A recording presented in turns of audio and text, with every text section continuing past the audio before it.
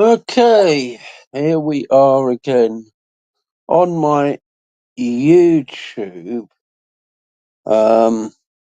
Share your. Oh, check out. I don't know what's going on there, but there you go. So yes, back to me old YouTube.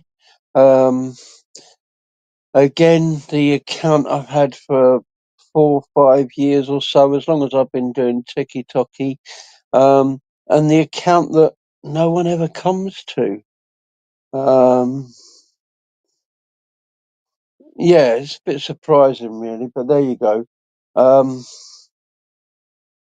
so, I mean, the good thing about this is, compared to TikTok, is you have a lot more freedom to discuss things here than you do on TikTok.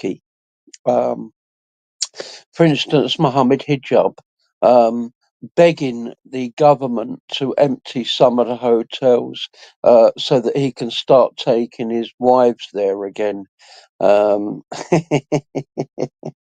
and as I say as well, I can also call out the hijab for selling necklace seeds, Ali Dawah for charging £170,000 to teach you how to pray.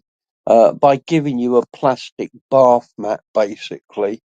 Um, and of course, it's not just those people.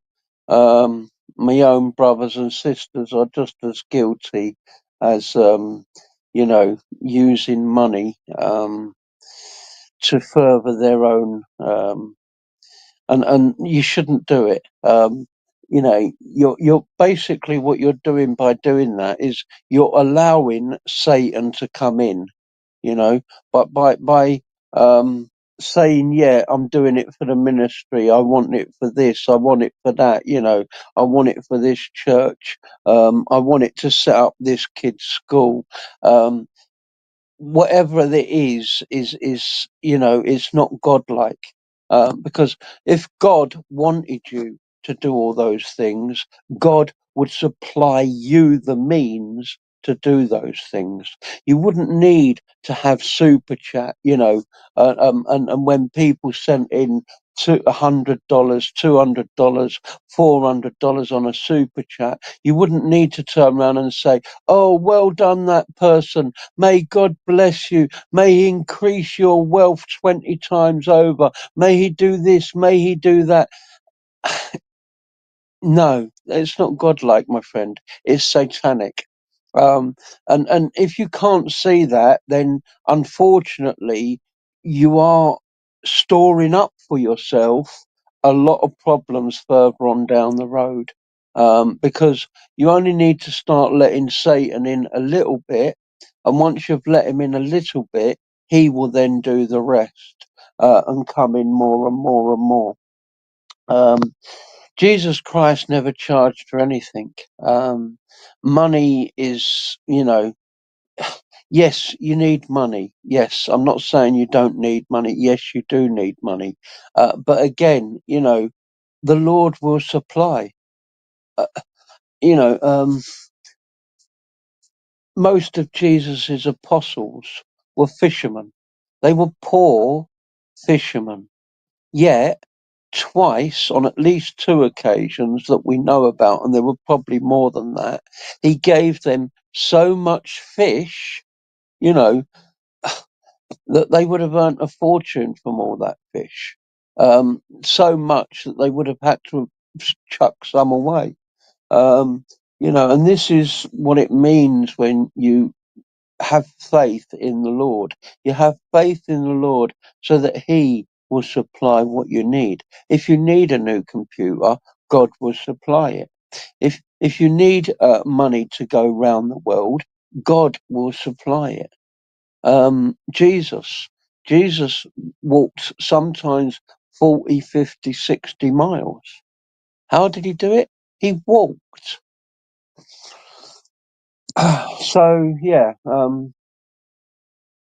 I've already sort of brought that up quite a few times, and I will continue to bring it up because, again, it's, they talk about Muhammad, and they're quite right to talk about Muhammad, and him taking money, taking the most of the booty, taking the best of the booty, and asking throughout the Quran for money. Yes, that's how you know it's a false prophet, when they ask for money. Surah 73, ayah 20 of the Quran, the third chapter to be revealed to Muhammad. Muhammad is already asking for money, not only for him, but also for Allah.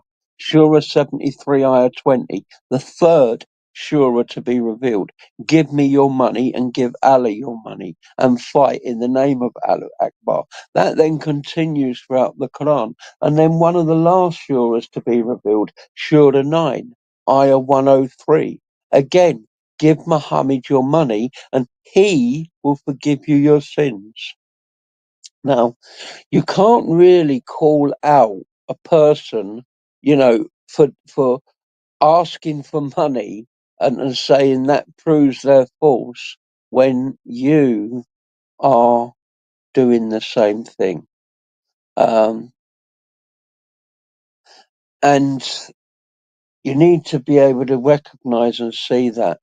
Now, of course, I'm not saying that you're doing it the same way Muhammad did it. Of course not.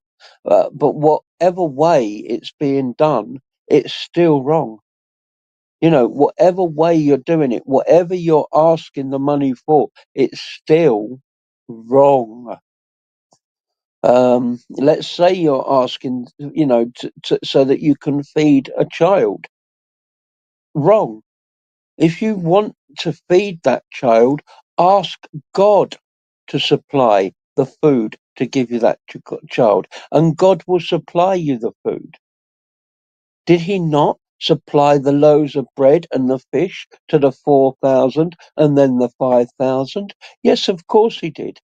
Did he require any money off anybody to do that? No, he didn't.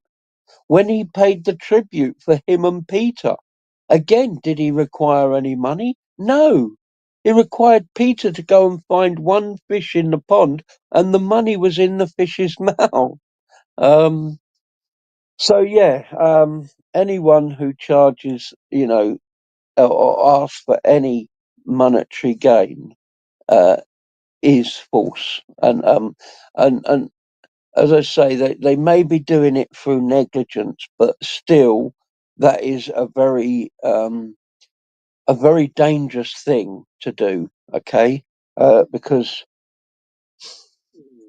as I say, you're allowing Satan to come in. You're not doing God's work. You're doing Satan's work by asking for that money and taking that money. And regardless of what you're using that money for, it's still satanic. Why do you think Judas was the money carrier out of all the apostles? Because that was his salvation.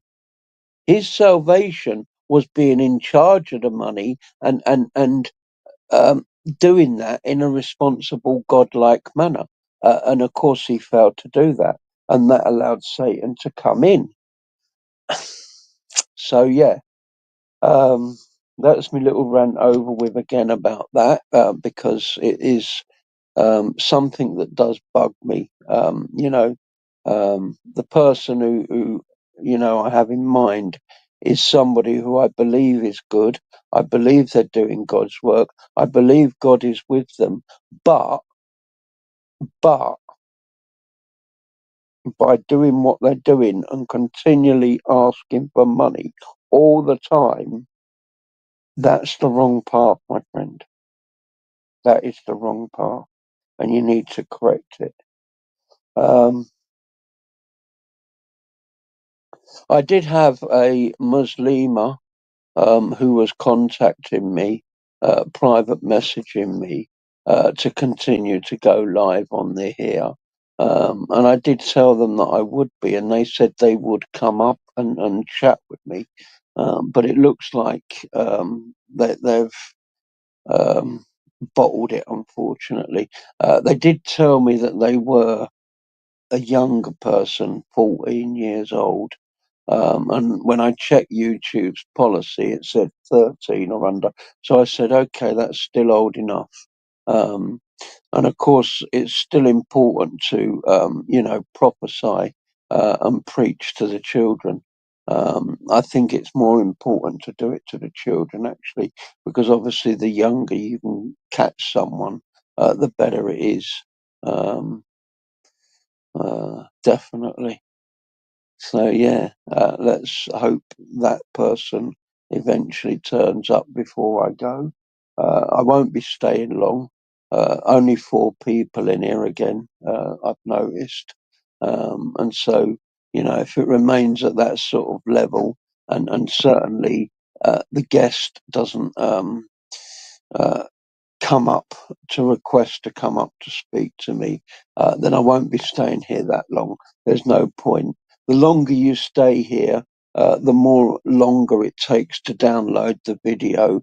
And I prefer the videos to get downloaded quite quickly, actually. Um, and there's not really a lot, that I can add on my own, other than, again, um, Paul was the writer of Hebrews.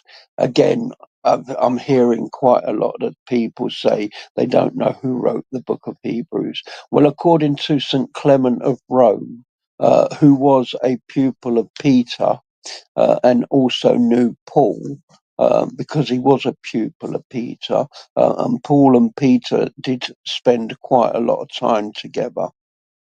Um, he quite clearly states that Paul wrote the book of Hebrews in Hebrew, specifically for the Jews, right after the Council of Jerusalem.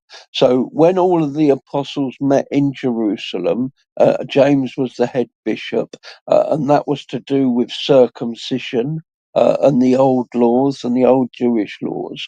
Again, Peter and Paul, mainly Paul emphasized, that circumcision was now finished with. Baptism was the new circumcision, baptism of the heart, and not circumcision of the flesh.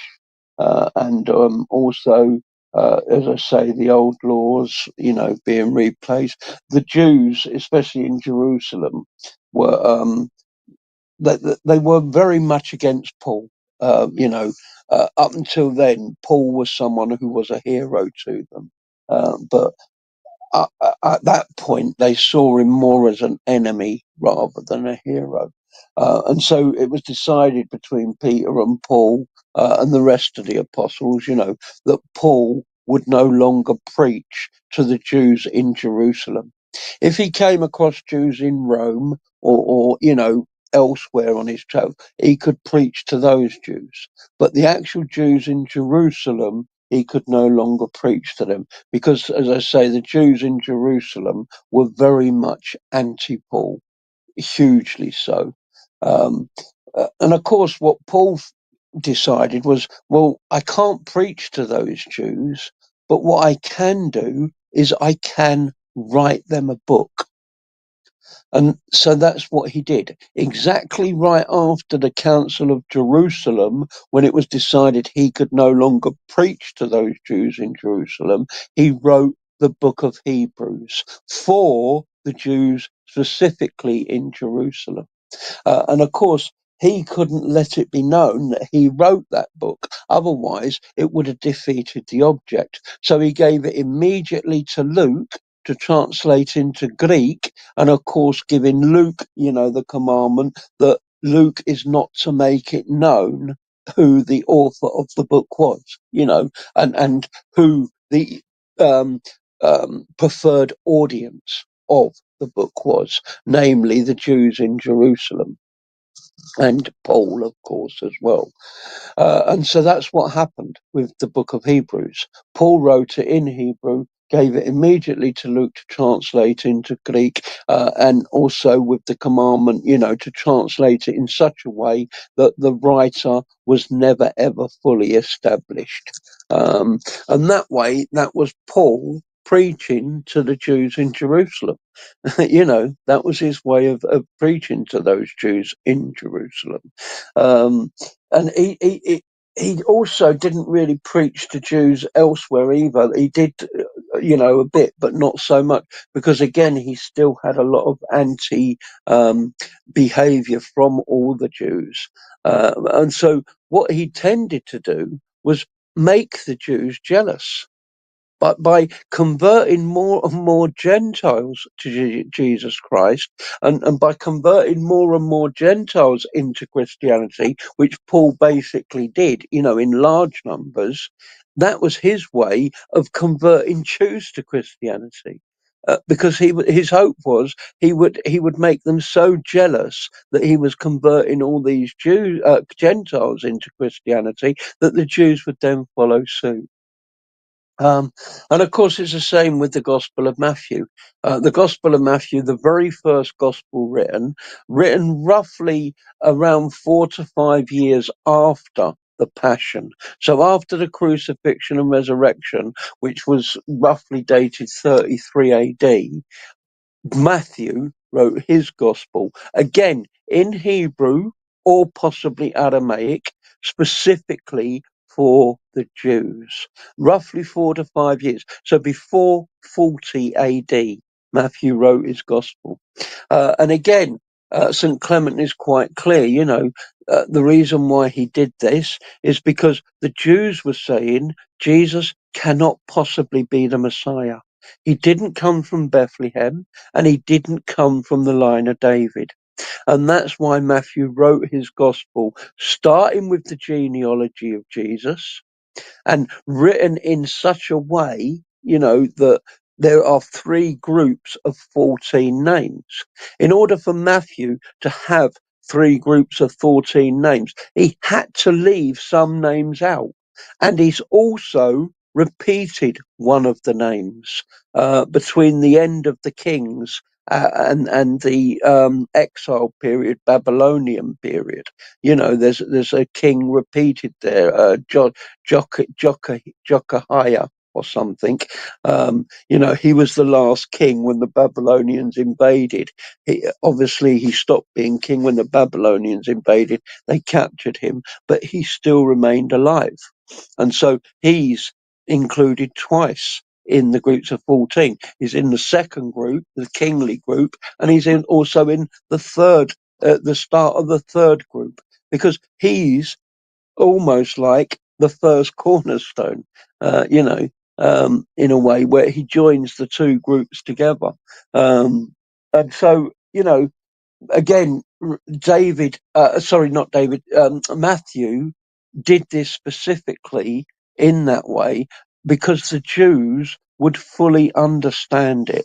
Let me just switch on one of these light bulbs a minute. It's getting a bit dark.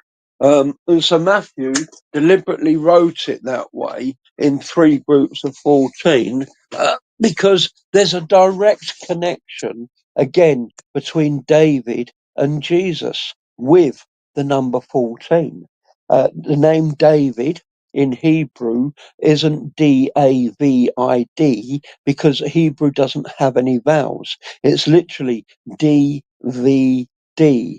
The D is equal to 4. The V is equal to 6. So we have 6 plus 4 plus 4, 14. David. The Passover lamb, the Passover is always the 14th of Nisan, and that's Jesus.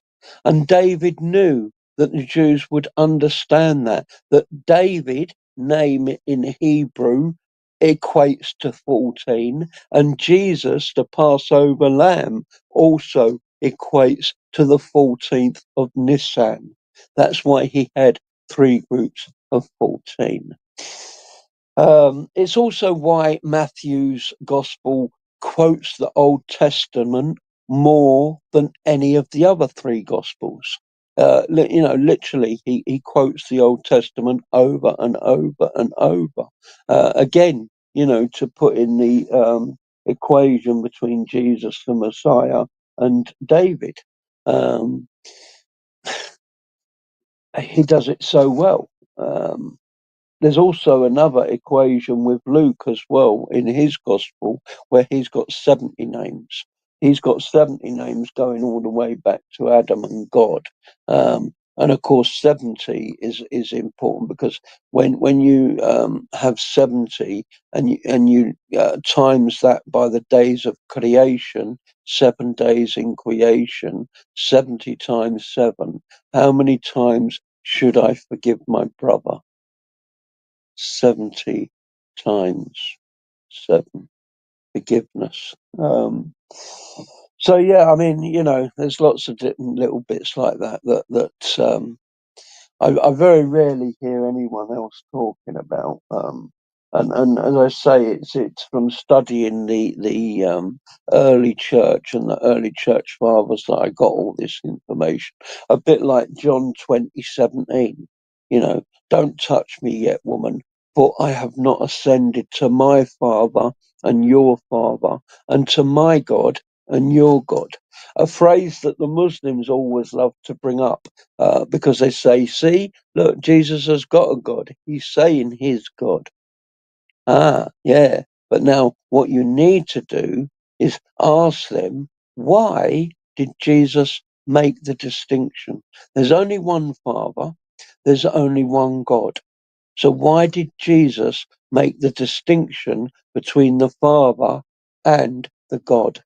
Now, it's quite clear why he made the distinction between the Father, because we are all adopted sons of God, and Jesus is not an adopted son.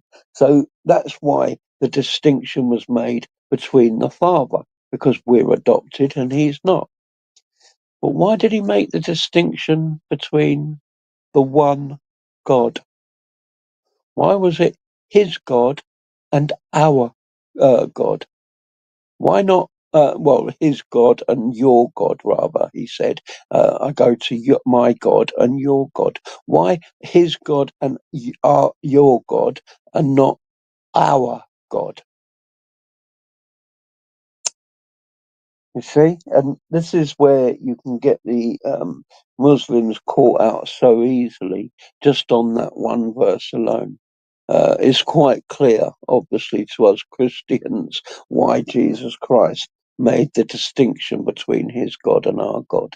Um, because obviously you know, he has a much better knowledge and a much better relationship and is so much closer to God than we are. And there's also obviously the other huge difference in the fact that he himself is God. We're not. Again, another reason why he made the distinction. Um, and I find it so unbelievable that I can actually do this with Muslims, and actually debate with them in such a way that they don't have a chance at all. Even when they say things like, "Oh, well, Jesus didn't even know the hour. How can he be God when he didn't know the hour?" Surah 43, ayah 61 says he did know the hour. End of argument. I mean, I do try occasionally to explain it to them in other ways that obviously he did know, and he wasn't saying that he didn't know as God. He's saying he didn't know as man. But a lot of the times, it ends up getting lost. So I just simply go straight to 43:61. Jesus Christ knew the hour in their own Quran. Um, and over the years, I mean, 4 years roughly on TikTok, um, I've had accounts banned left, right, and centre on TikTok. I mean, my first account, I didn't even get any warnings. It just disappeared. One day I went to go on it, and it wasn't there no more. And as I say, there was no warnings, nothing. It just went, gone, disappeared. Um, and I've had quite a few like that. And even like you know, the ones later on. I'm trying my hardest not to upset them, not to upset their community guidelines, and it's always for hate speech and hate behaviour. So I try to make sure. That I'm not saying anything that would be deemed hateful or even acting in a way that would be deemed hateful. And yet, still, I keep getting banned for that same thing. Um, I mean, through the grace of God, He gives me the chance to get another channel up again, which I've got again now. I always seem to get other channels back up again, with a struggle. Um, and that's through the grace of God, I believe. But again, this particular channel, it it's never really gone anywhere. Um, you know, my videos, when I post them, I'm lucky if more than 30 people view them.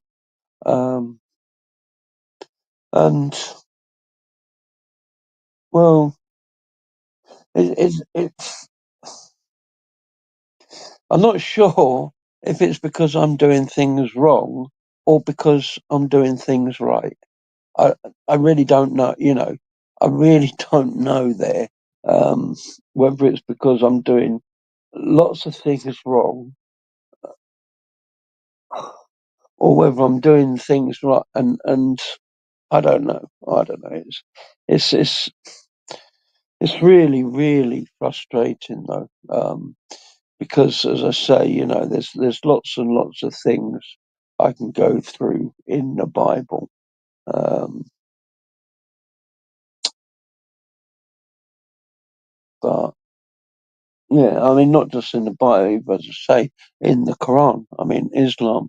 Uh, so many things I can teach Muslims and discuss with Muslims about their Quran. You know, um, about Allah, for instance. Let me just see if I can quickly find that. So yeah, these are just a few shuras and ayahs that you can quote that prove Allah is Satan. So you got 113, Surah 113, verses 1 and 2.